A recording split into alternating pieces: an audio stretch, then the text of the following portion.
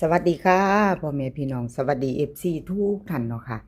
กลับมาพบมาพอกับเจตาพารวยคือเก่าค่ะในทางช่อง YouTube คลิปนี้เจตาจะวางแนวทางของรัฐบาลไทยค่ะจะเป็นของเลขล็อกกิกเลขล็อกกิกรวมเซียนมีอยู่หาเซียนค่ะหาเซียนดังของเพิ่นในคลิปเดียวเลขล็อกกิกค่ะที่ผ่านมาวันที่1 เมษายนเนาะที่ผ่านมาพี่น้องกราบขอโทษขออภัยเลขล็อกกิกหลุดไปค่ะไม่เข้าไม่มาไม่เดินเนาะเอามาไปต่อบ่เป็นยังค่ะเลขทุกตัวมาวางเพื่อเป็นแนวทางโปรดใช้วิจารณญาณในการรับชมเป็นอย่างสูงค่ะรับชมรับฟังเป็นเพียงแนวทางมาต่อใหม่วันที่16ที่จะถึงนี้ค่ะรัฐบาลไทยเลขล็อกจิกมาเบิ่งไปน้ำกันค่ะ FC เลขล็อกจิกสาวน้อยหน้ามนต์คนน่ารักอยู่ในดวงใจ FC คนใดเตรียมแคปหน้าจอค่ะไปต่อกับเพิ่นวันที่16รัฐบาลไทยเอาวิ่งค่ะเพิ่นให้มา3กับ4 2ตัว6หางค่ะ36 37 38 46 47 48 3ตัวค่ะ3หาง543 546 548วิ่งค่ะ3กับ4แต่เด่น4ตัวเดียว2ตัวค่ะ3หางเพิ่นเน้น46 47 48 3ตัวเน้น2หาง546 548ค่ะแคปหน้าจอค่ะใครจะไปต่อกับเลขล็อกจิกสาวน้อยหน้ามนต์คนขยันเนาะค่ะสาวน้อยหน้ามนต์คนน่ารักเลขล็อกจิกมาต่อด้วยแต้วน้อยค่ะรัฐบาลไทยที่ผ่านมาวันที่1ของแต้วน้อยค่ะแต้วน้อย2ตัวเพิ่นหลุดไปแต่กอดข้อกันมา5กับ4เด้อค่ะพี่น้องวิ่งหลุดของเพิ่นเนาะ5กับ4แต้วน้อยรัฐบาลไทยออก514ค่ะ3ตัวบน47ล่างกอดข้อกันมา5กับ4แต้วน้อยสายวิ่งสายหลุดเป็นจังใดแน่เนาะ FC ของแต้วน้อยมาไปต่อไปใหม่ค่ะไปใหม่ของกับแต้วน้อยรัฐบาลไทยไปต่อรัฐบาลไทยค่ะแต้วน้อยเพิ่นให้มาวิ่ง2กับ9 2กับ9 2ตัว4หางค่ะ29 24 94 95 3ตัวค่ะ3หาง292 294วิ่งรูดค่ะวิ่งรูดเด่น2กับ9 2ตัวค่ะเน้น2หาง29กับ94 3ตัวเน้นทั้ง2หางเด้อค่ะแต้วน้อย292 294ค่ะเอาครับขอบคุณแต้วน้อยค่ะที่ให้แนวทางมาวางทางช่องของเจตาเนาะครับขอบคุณเป็นอย่างสูงค่ะวันที่16ที่จะถึงนี้เด้อค่ะพี่น้องเจตาลงให้ก่อนอยู่พิจารณาแนวทางใหม่ของเพิ่นไปหยิบจับลอตเตอรี่กันไว้เนาะค่ะแนวทางใหม่ของเพิ่นชอบก็จัดขัดก็ผ่านเนาะไปต่อค่ะไปต่อเป็นของผู้ผาภาพปังค่ะผู้ผาภาพปังรัฐบาลไทยค่ะที่ผ่านมาวันที่1 5 1 4ค่ะ3ตัวบน47ล่างกอดข้อกันมา2ตัว47 74 2ตัวบ่เข้าบ่เดินเนาะค่ะผู้ผาภาพปังขอโทษขออภัยแทนเพิ่นขอโทษขออภัย FC แทนผู้ผาภาพปังเนาะค่ะมาไม่ไปต่อแล้วพี่น้องผู้ผาภาพปังไทยรัฐบาลไทยวิ่งรูด3ตัวค่ะ0กับ8กับ9 2ตัวค่ะ4หาง08 09 98 93 3ตัวค่ะ วิ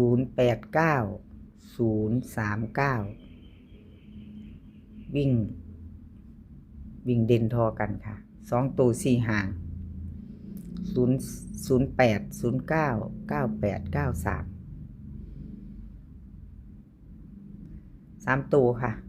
089 039เด่นทอกันหมดพี่น้องวงกลมให้หมดทั้ง2ตัววิ่งลูด3ตัวของผู้พาปังค่ะรัฐบาลไทยกราบขอบคุณผู้พาปังหลายๆค่ะที่ให้แนวทางมาว่างทางช่องของเจตาเนาะค่ะต้นฉบับเพิ่นก็อยู่กับเลขล็อกจิกค่ะเลขล็อกจิกกราบขอบคุณหลายๆทั้ง2เซียนเนาะค่ะทั้งผู้พาปังแล้วก็ทั้งเลขล็อกจิกเนาะที่ให้แนวทางมาว่างทางช่องของเจตาเอาแคปหน้าจอค่ะแคปหน้าจอเราได้ไปตัวเป็นของใครเป็นของเซียนซุ่มค่ะรัฐบาลไทยที่ผ่านมากราบขอโทษขออภัยเซียนซุ่มค่ะที่แนวทางของเพิ่นบ่เข้าบ่เดินเนาะเซียนซุ่มค่ะวันที่1 เมษายนรัฐบาลไทยออก514ค่ะ514 3ตัวบน47ล่างวิ่งรูดของเพิ่นก็รูดไปพี่น้อง2ตัวไม่มาไม่เดินเอาเจตาเป็นกำลังแรงใจให้คือเก่าค่ะเซียนซุ่มมาไปต่อกับเพิ่นเนาะค่ะเซียนซุ่ม FC เพิ่นก็หลายอยู่เด้อค่ะเซียนซุ่มล้นหลามอยู่ของเซียนซุ่มเอามาพิจารณาแนวทางใหม่ของเพิ่นพี่น้องวันที่16พิจารณาไปนำกันเซียนซุ่มค่ะวิ่ง2กับ3 2ตัว6หางค่ะ2 3 2 4 2 5 3 4 3 5 3 1 3ตัวค่ะ4 2 3 2 3 5 2 3 1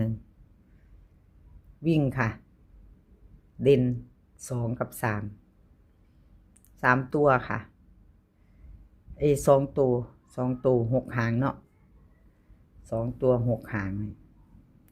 2 3 2 4 2 5 3 4 3 5 3 1 4 2 3 2 3 5 2 3 1เพิ่นเด่น2กับ3ทอกันค่ะ3ตัว3หางค่ะเน้น2ตัว2 3 3 5 3 1 3ตัว3หางค่ะ4 2 3 2 3 5 2 3 1เพิ่นเน้น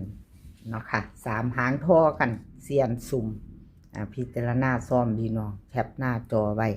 กับขอบคุณเซียนซุ่มหลายๆค่ะที่ให้แนวทางมาว่างทางช่องของเจตาเนาะกับขอบพระคุณเป็นอย่างสูงค่ะ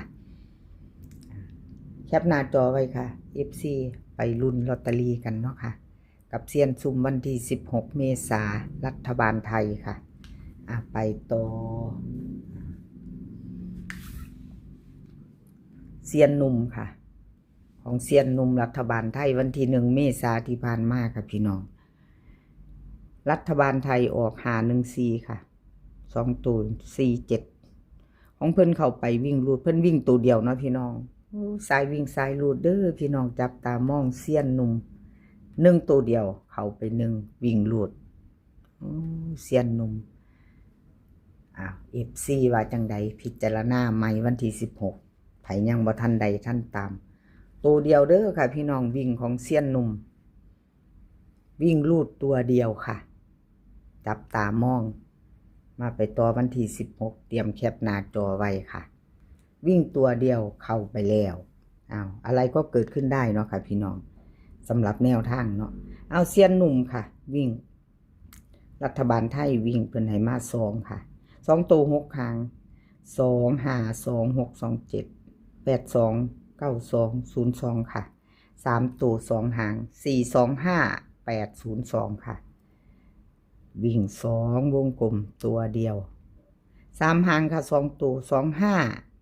8 2แล้วก็0 2ค่ะ3หาง2ตัว3ตัว2หางค่ะเน้น4 2 5ค่ะ4 2 5แล้วก็8 0 2ค่ะ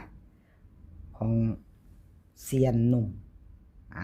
แคปหน้าจอไว้ค่ะกราบขอบคุณเซียนหนุ่มหลายๆค่ะ